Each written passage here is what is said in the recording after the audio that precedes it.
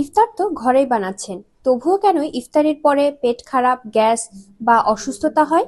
কারণ হতে পারে ইফতারি বানানোর সময় করা এই তিনটা হাইজিন ভুল।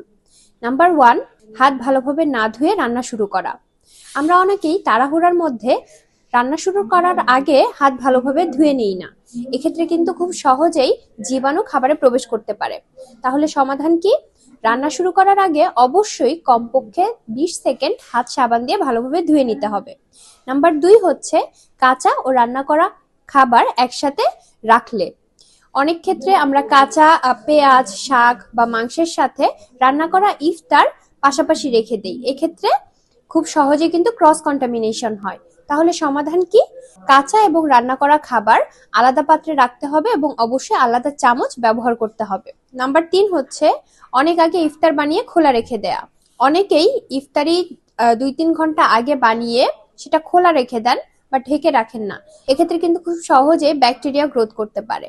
তাই অবশ্যই আপনি ইফতারির কাছাকাছি সময় ইফতার বানাবেন এবং অবশ্যই সেটাকে ঢেকে ঠান্ডা জায়গায় রাখতে হবে।